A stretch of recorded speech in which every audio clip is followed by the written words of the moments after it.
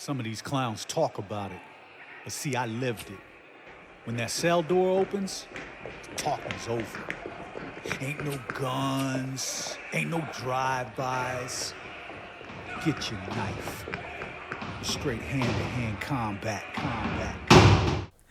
Peace, blessings, and salutations. My name is Yurima Karama, coming to you with another segment of Voices from Behind the Wall. The segments that I'm doing now are kind of, these are, most of them are going to be our inboxes from requests that you viewers have inboxed me concerning topics that you wanted me to touch on. So in this segment, talk about two different women actually. One is Tamika and the other is Jocelyn. And this segment is also an ode to the women who hold it down, for the brothers who are, incarcerated for lengthy times, and they stay true. They take care of the children, they hold down the jobs, they take care of the bills, and they still make sure that these brothers are taken care of, that they get a chance to see their children, and that they are constantly coming up to make visits as much as they can to show these brothers their love. So Tamika it was heart-wrenching, especially for me, because I did the majority of my time, man. I didn't have that person that was coming to see me, that lady. And it's a blessing and a curse when I look back on it, because what it did is it allowed me, see, the universe knows exactly what it was doing with me. It allowed me to get me right with no distractions. And so, but you have some good queens out there who really go out of their way. And Tamika was one of those. She was a very good woman. She was coming up to visit this guy named Gerald. And Tamika and Gerald had been a couple prior to his incarceration. And, she was doing her part. Gerald had a 10-year sentence. I think he did 8.5 years on 10. And, so she did that whole 10 years with Gerald. And, Gerald, did his 8.5, talked about, hey, how, expressed to me and others how, she was such a wonderful woman, and, he was definitely going to marry her when he got out. They weren't married at the time. And then he got out and, didn't do anything. He went to the halfway house, and the halfway house that he went to was co-ed, and he started sleeping with another woman in the halfway house, and from there, that's who he moved in with when he got out of the halfway house. Never did even go home to Tamika. And what's so heart-wrenching about this is that you have a woman that kind of puts her life on hold. And I don't know Tamika's full story. Nobody really knows her side except what she says. Her side is that she held him down. By all accounts, and what I could observe, she did. She did more than most women would do with a guy who's got 10 years and has to do 8.5. Most women are not going to put their life on a hold like that, which is why I wanted to make this particular video, because I think we need to give an ode to those that do, that, that hold it down, that say, hey, I knew you before you went in. It's not a case of out of sight, out of mind, or a case of I'm just going to move on now because you're not here. She did her job, and she did it very well. He didn't do his, and she was heartbroken. And there were some brothers that she was actually reaching back to, like, why? Like, what did I do?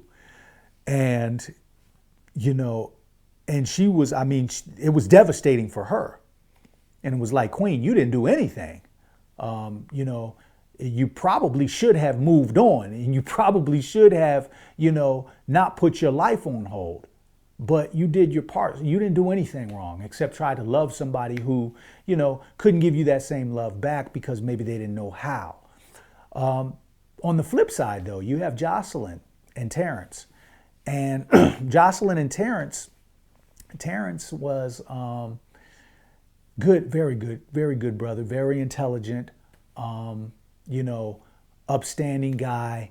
Was in on a bank robbery, did a bank robbery, and actually did a few bank robberies, and had a lengthy sentence.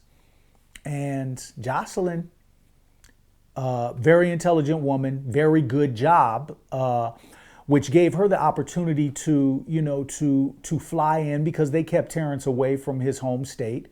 So it gave her her job allowed her the opportunity to fly in.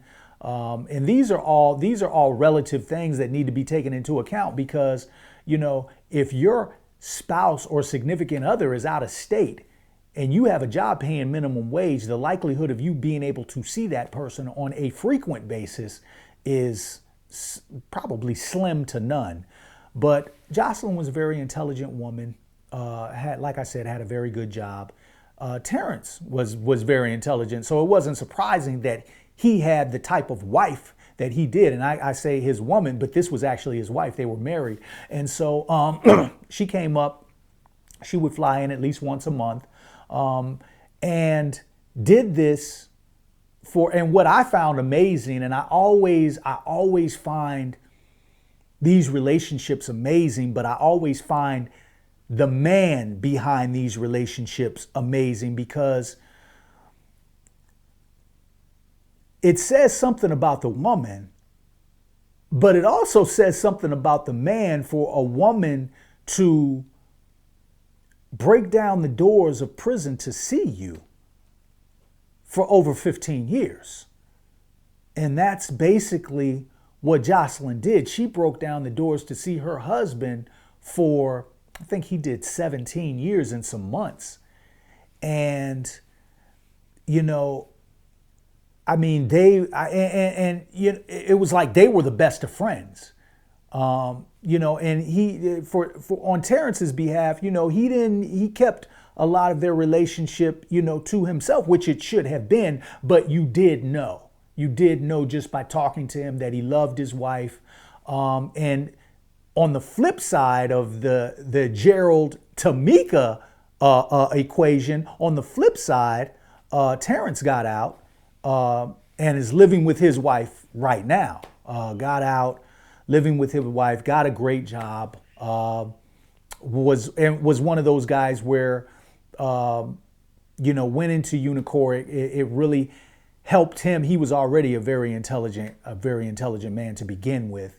So intelligent that, he got out and really skyrocketed to where he needed to be financially. But even more so, him and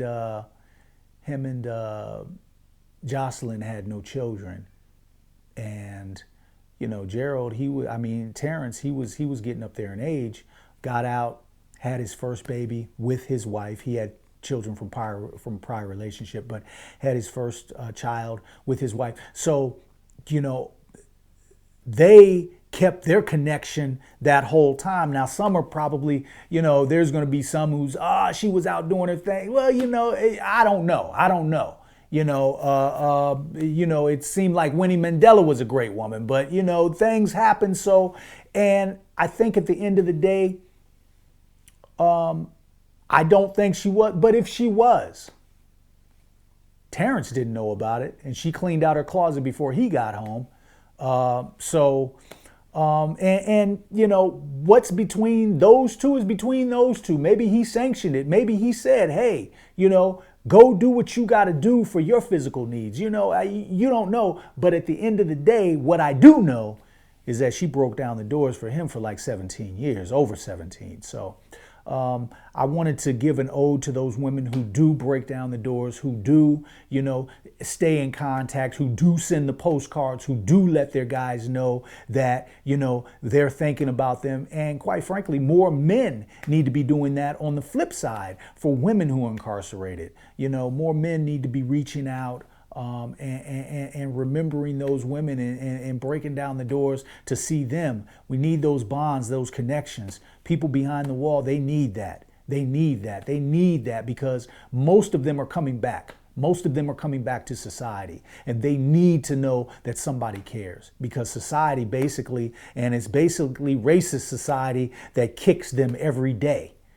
And so they need to know that I'm coming back to a community that cares. And that starts with some people just going in and being that friend and keeping that connection. So my name is Yurima Karama.